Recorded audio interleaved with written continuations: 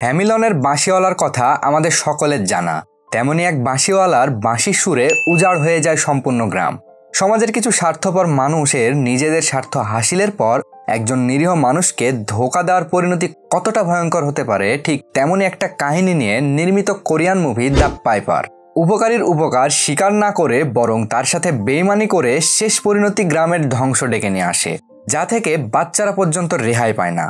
মূল গল্পে যাবার আগে চ্যানেলে নতুন হয়ে থাকলে সাবস্ক্রাইব করতে ভুলবেন না।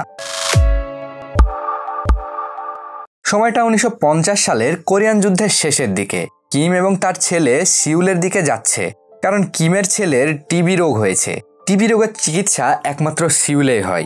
সারাদিন অনেক পথ হাঁটার পর রাতে তারা একটি পরিত্যক্ত বাড়িতে আশ্রয় নেয়। কিমের ছেলে তাকে বলে, আমাকে মাফ করে দিও বাবা, আমি তোমার ভালো সন্তান হতে পারিনি, আমি তোমাকে অনেক কষ্ট দিয়েছি। কিম বলে, এইভাবে বলো না বাবা, সিউল পৌঁছালে সবকিছু ঠিক হয়ে যাবে। কিম তার ছেলেকে ক্লান্ত দেখে পথের কোনো এক গ্রামে আশ্রয় নেওয়ার সিদ্ধান্ত নেয়। যাত্রাপথে একটি গ্রামে এসে পড়ে, কিন্তু গ্রামবাসীরা কেমন যেন তাদের দিকে সন্দেহের চোখে তাকায়। কিন্তু গ্রাম প্রধান কিম এবং তার ছেলেকে তার সাথে নিয়ে আসে। তখন একজন এসে প্রধানকে বলে, ধীরে ধীরে আতঙ্ক বেড়েই চলেছে, আমরা এখন কি করব? সাথের একজন লোক তাকে ইশারা করে বলে সে কিম এবং তার ছেলের সামনে যেন কোনো কিছু না বলে।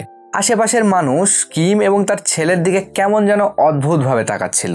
আকাশের দিকে তাকিয়ে দেখছে সূর্য আছে নাকি ডুবে গেছে। প্রধান তাদেরকে বাড়িতে নিয়ে আসে এবং কিছু খাবার দেয়।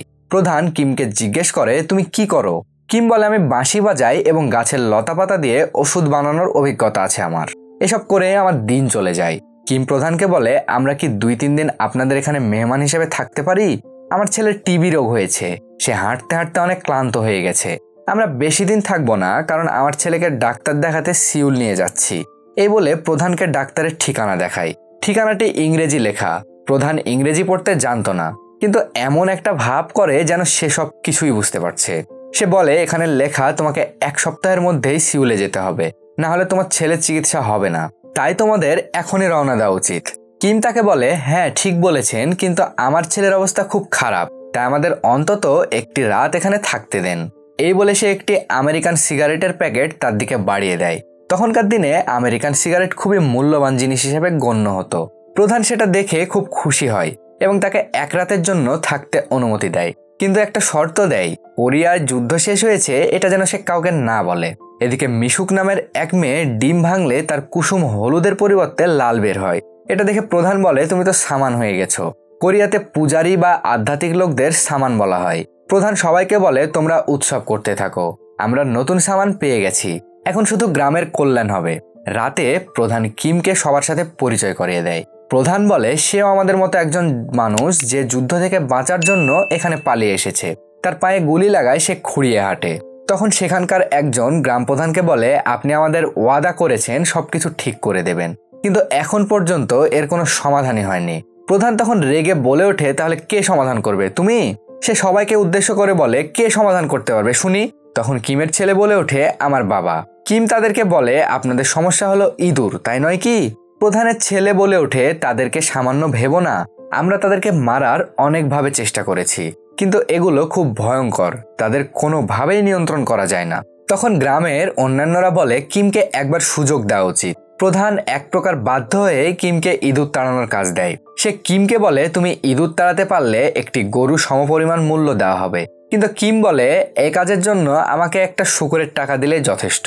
সবশেষে প্রধান কিমকে গোপনে গিয়ে বলে, যুদ্ধ শেষ হওয়ার কথা তুমি যদি কাউকে বলো তাহলে তোমার পরিণতি খুব খারাপ হবে। পরদিন কিম লেগে পড়ে ইঁদুর তাড়ানোর উপায় খুঁজতে। এক সময় সেখানকার একজনের সাথে কিমের খুব ভালো বন্ধুত্ব হয়। তারা একে অপরকে বড় ভাই ছোট ভাই হিসেবে সম্বোধন করতে থাকে। এদিকে কিমের ছেলে মিশুককে তার মায়ের জায়গায় কল্পনা করতে থাকে। কিম বুঝতে পারলে সেও মিশুকের ওপর কিছুটা দুর্বল হয়ে পড়ে। এক দৃশ্যে দেখা যায় প্রধানের ছেলে ইঁদুরদের কাঁচা মাংস খাওয়াচ্ছে। কিম এসব দেখে খুব অবাক হয়, কারণ যে ইঁদুর তাড়ানোর জন্য এত এলাহি কাণ্ড, সেখানে প্রধানের ছেলে কিনা তাদের জামায় আদর করছে। রাতে খাওয়ার সময় কিম প্রধানকে এই ব্যাপারে জিজ্ঞাসা করে। সে বলে, যদি আপনি আমাকে সবকিছু খুলে না বলেন তাহলে আমি আপনাদের সাহায্য করতে পারবো না। প্রধান তাকে বলে, আমরা এই ইঁদুরগুলোকে তাড়ানোর অনেক চেষ্টা করেছি, বিষ দেওয়া এমনকি বিড়াল পর্যন্ত ছেড়ে দিয়েছি, কিন্তু এগুলো এতই ভয়ঙ্কর বিড়ালকে পর্যন্ত খেয়ে ফেলে। আমরা তাদের জ্বালায় অতিষ্ঠ। আমরা ভয় পাচ্ছিলাম যদি তারা কোনো এক সময় মানুষের মাংসের স্বাদ পেয়ে যায় তাহলে মানুষকেও খাওয়া শুরু করবে। তাই ওই দিন থেকে তাদের বিড়ালের মাংস দেওয়া শুরু করি। কিম বলে, ওই দিন মানে কোন দিন? প্রধান বলে, চাইনিজ আর্মিদের আক্রমণের ভয়ে আমরা নিজ গ্রাম ছেড়ে অন্য গ্রামে পালিয়ে গিয়েছিলাম, কিন্তু কিছু কুষ্ঠরোগী এবং সামানরা সেখানে থেকে যায়। আমরা তাদেরকে অনেক অনুরোধ করেছিলাম আমাদের সাথে যাওয়ার জন্য, কিন্তু তারা আসেনি। কিছুদিন পর গ্রামে ফিরে এসে দেখি তাদের কেউ জীবিত নেই। কিম জিজ্ঞাসা করে, চাইনিজরা কি তাদের মেরে ফেলেছে? প্রধান বলে, চাইনিজরা এখানে আসেনি, আসলে এই ইঁদুরগুলোই তাদের মেরে ফেলেছে। প্রধান তাকে বলে, এত কিছু শোনার পর যদি চলে যেতে চান তাহলে যেতে পারেন, আমরা আপনাকে থামাবো না। কিম বলে, ওয়াদা যখন দিয়েছি তখন ওয়াদা পূরণ করে যাব। পরদিন কিম কিছু ভেষজ লতা পাতার জন্য জঙ্গলে যায়। তখন সে বুঝতে পারে এই গ্রামের একটা বৈশিষ্ট্য হলো এখানে সবসময় বাতাস প্রবাহিত হয়। এরপর সে জঙ্গল থেকে সংগ্রহ করা লতা পাতা দিয়ে সাদা এবং হলুদ 2 ধরনের পাউডার তৈরি করে। কিম জঙ্গলে থাকা এক গুহার মধ্যে একটা ফাঁদ তৈরি করে এবং ওই গুহার মুখ থেকে পুরো গ্রামে হলুদ পাউডার ছিটিয়ে দেয়। এরপর কিম গ্রামবাসীদের একত্রিত করে এবং বলে, আমি সাদা এবং হলুদ 2 ধরনের পাউডার তৈরি করেছি। সাদা পাউডারের গন্ধ ইঁদুররা একেবারে সহ্য করতে পারে না, কিন্তু হলুদ পাউডারের গন্ধ তাদের কাছে অমৃতের মতো মনে হবে। আমি এই হলুদ পাউডার পুরো গ্রামে লাইনের মতো ছিটিয়ে দিয়েছি এবং লাইনের শেষ হলো গ্রামের ওই গুহাটি। গ্রামে সবসময় বাতাস বইতে থাকে, তাই আমি উঁচু পাহাড়ে গিয়ে আগুন জ্বালিয়ে ধোঁয়ায় সাদা পাউডার মিশিয়ে দেব। ধোঁয়ার সাহায্যে সাদা পাউডার পুরো গ্রামের আনাচে কানাচে ছড়িয়ে পড়বে। তখন ইঁদুররা গন্ধ সহ্য না করতে পেরে বেরিয়ে আসবে। তখন হলুদ পাউডারের গন্ধে মুগ্ধ হয়ে তারা এই পাউডার অনুসরণ করে চলে যাবে ওই গুহাটিতে। যখন সব ইঁদুর ওই গুহার মধ্যে চলে যাবে তখন আমরা গুহার মুখ বন্ধ করে দেব। এরপর সে তার পরিকল্পনা অনুযায়ী কাজ করতে থাকে। একটি পাহাড়ের উঁচু জায়গায় গিয়ে আগুন ধরিয়ে সাথে সাদা পাউডার মিশিয়ে দেয়। সেই সাদা পাউডার ধোঁয়ার মাধ্যমে পুরো গ্রামে ছড়িয়ে পড়ে। সে সময় প্রধান মিশুককে কিছু একটা ইশারা করে। মিশুক একটা ঘন্টা বাজাতে শুরু করে। সাদা পাউডার যখন পুরো গ্রামে ছড়িয়ে পড়ে তখন ইঁদুরগুলো হলুদ পাউডার অনুসরণ করে গুহার কাছে পৌঁছে যায়। সব ইঁদুর গুহার মধ্যে ঢুকে পড়লে কিম এবং তার ছেলে গুহাটির মুখ বন্ধ করে ইঁদুরগুলোকে সেখানে বন্দি করে। এ কাজের জন্য গ্রামবাসীরা কিম এবং তার ছেলের প্রতি কৃতজ্ঞতা প্রকাশ করে। তাদের জন্য একটা বড়সড় অনুষ্ঠানের আয়োজন করা হয়, যেখানে গ্রামবাসীরা আনন্দ উল্লাসে ব্যস্ত, সেখানে প্রধান এবং তার ছেলে উদাস হয়ে বসে আছে। অনুষ্ঠানের শেষে কিম মিশুককে বলে, আমার ছেলে তোমাকে মায়ের নজরে দেখে, তুমি কি আমাদের সাথে সিউল যাবে? মিশুক বলে, কিন্তু বাইরে তো যুদ্ধ চলছে। কিম যুদ্ধ সম্পর্কে সত্যিটা বলতে যাবে, কিন্তু প্রধানকে দেখে কিছু বলে না।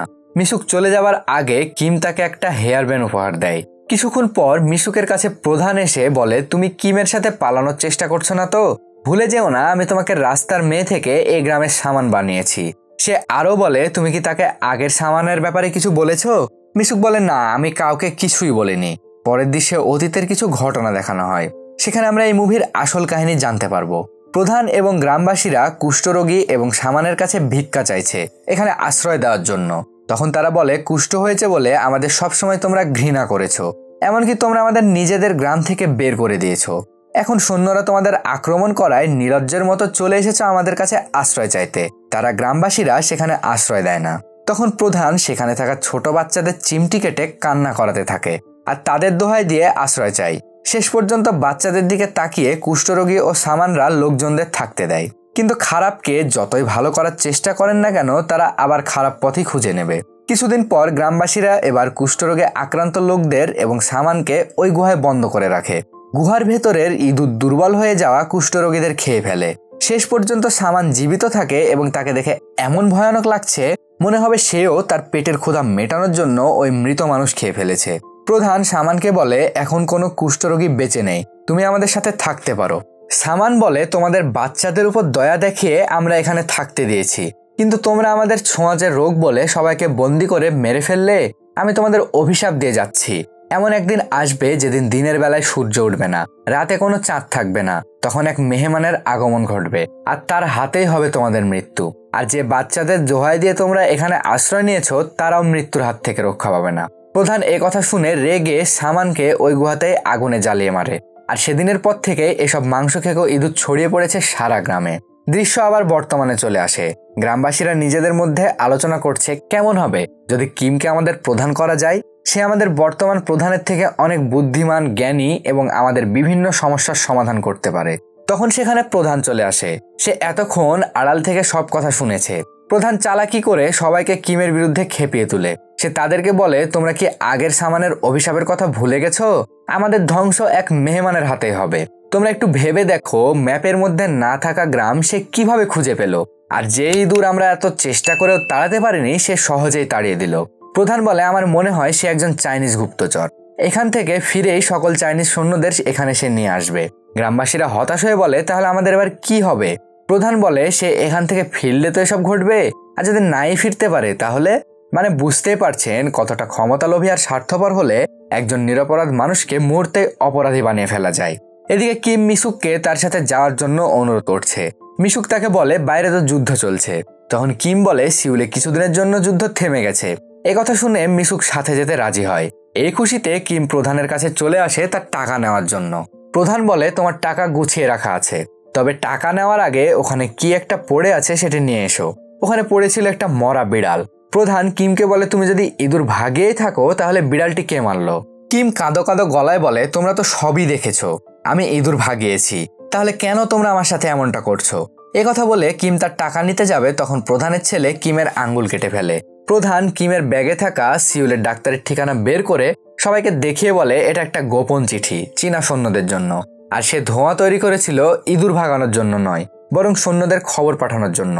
গ্রামবাসীরা তার কথায় উত্তেজিত হয়ে কিমকে মারতে থাকে। মিশুক এসব দেখে ভয় পেয়ে যায়। সে ভাবে গ্রামবাসীরা হয়তো তাকেও সন্দেহ করবে। তখন সে নিজেকে বাঁচানোর জন্য বলে, হ্যাঁ, সে একজন চাইনিজ গুপ্তচর, আমি তাকে চাইনিজ ভাষায় কিছু বলতে শুনেছি। এসব দেখে কিম খুব হতাশ হয়, তার আশা ভরসা সব শেষ হয়ে যায়। সে তাদেরকে অনুরোধ করে বলে, আমার টাকা লাগবে না, শুধু আমাকে এবং আমার ছেলেকে এখান থেকে যেতে দাও। একটু পর মিশুক সামানের বেশে সামনে আসে, তার পেটে ছুরি ঢোকানো। তখন আগের সামানের বলে যাওয়া অভিশাপের কথাগুলো সে বলতে থাকে। যেদিন দিনের বেলায় সূর্য উঠবে না, রাতে কোনো চাঁদ থাকবে না, তখন এক মেহমানের আগমন ঘটবে, আর তার হাতেই তোমাদের মৃত্যু হবে। মেহমান এসে গেছে তোমাদের ধ্বংস করার জন্য। কথা বলেই সে মারা যায়। প্রধান আকাশের দিকে তাকায় চাঁদ আছে কিনা সেটা দেখার জন্য। সে কিমকে মেরে ফেলার জন্য তার খাবারে বিষ মিশিয়ে তার ব্যাগে রেখে দেয় এবং কিমকে বলে, তোমার ব্যাগে কিছু খাবার আর টাকা রেখে দিয়েছি, যত দ্রুত পারো এখান থেকে চলে যাও। কিম সেখান থেকে বেরিয়ে যায়। জঙ্গলে অনেকটা পথ হাঁটার পর তারা ক্লান্ত হয়ে পড়ে। বাপ ছেলে একটি গাছের নিচে বিশ্রাম নেয়। কিম তার ছেলেকে সান্ত্বনা দিতে দিতে ঘুমিয়ে যায়। কিমের ছেলের খুব ক্ষুধা পেলে সে ব্যাগ খুলে খাবার বের করার সময় লক্ষ্য করে তার বাবার বাঁশিটা ওই গ্রামে রেখে এসেছে। সে বাঁশিটা নিয়ে আসতে চুপি চুপি আবার গ্রামে ফিরে যায়। প্রচন্ড ক্ষুধায় পকেট থেকে খাবার বের করে খেতে থাকে। একটু পর রক্তবমি হয়ে কিমের ছেলে মারা যায়। কিমের ঘুম ভাঙলে ছেলেকে খুঁজতে থাকে। অবশেষে ছেলের লাশ খুঁজে পায় সে। বাবার চোখের সামনে ছেলের লাশ। একজন বাবার অনুভূতি কেমন হবে সেটা না দেখলে বুঝবেন না। কিম ছেলের লাশ বুকে নিয়ে তার সাথে কাটানো দিনগুলো মনে করতে থাকে আর জোরে জোরে কাঁদতে থাকে। নিজেকে শক্ত করে সংকল্প করে যেভাবেই হোক এর প্রতিশোধ নেবে। কিম তার ছেলেকে পাহাড়ের উঁচু জায়গায় জ্বালিয়ে দেয় এবং সেখানে হলুদ পাউডার ছিটিয়ে দেয় আর সাদা পাউডার নিজের শরীরে মেখে গুহার মুখ খুলে দেয়। হলুদ পাউডারের গন্ধে ইঁদুরগুলো ছুটতে থাকে। এদিকে গ্রামবাসীদের শরীর অবশ হয়ে গেছে, কেউ নড়াচড়া করতে পারছে না। ক্ষুধার্ত ইঁদুরগুলো এসে গ্রামবাসীদের জীবন্ত খেতে শুরু করে। প্রধান বাইরে এসে আকাশের চাঁদ খুঁজতে থাকে, কিন্তু আজ আকাশের চাঁদ নেই। সে বুঝতে পারে তাদের শেষ সময় এসে গেছে। কিম বাঁশি বাজাতে বাজাতে প্রধানের সামনে এসে বলে, তোমরা বলেছিলে আমি ইঁদুর ভাগাইনি, তাই আবার সেই ইঁদুর তোমাদের ফিরিয়ে দিতে এসেছি। তোমরা আমাকে টাকা দাওনি, আমি কিছু বলিনি, কিন্তু আমার অবুঝ শিশু কি দোষ করেছিল তোমরা তাকে মেরে ফেললে? প্রধান ইঁদুরের হাত থেকে বাঁচার জন্য একটি দোলনায় ওঠে, কিন্তু সেটি ভেঙে এসে নিচে পড়ে যায়। তখন সেখানে থাকা ইঁদুরগুলো তাকেও খেয়ে ফেলে। পরদিন আমরা দেখতে পাই ক্ষুধার্ত ইঁদুর গ্রামের মানুষকে এমনভাবে খেয়েছে তাদের কোনো ছিটে ফোঁটাও নেই। বাচ্চারা সারা গ্রামে এমন নির্জন দেখে অবাক হয়ে যায়। তখন কিম বাঁশি বাজিয়ে বাচ্চাদের গুহার মধ্যে নিয়ে আসে। তাদের গুহার ভেতর রেখে মুখ বন্ধ করে দিয়ে কিম হতাশ হয়ে তাকিয়ে থাকে। আজ এ পর্যন্তই। ভিডিওটি ভালো লাগলে অবশ্যই লাইক দিয়ে আমাদের উৎসাহিত করবেন, আর এমনই ইন্টারেস্টিং মুভির এক্সপ্লেনেশন পেতে লাইক ও সাবস্ক্রাইব করার অনুরোধ রইল।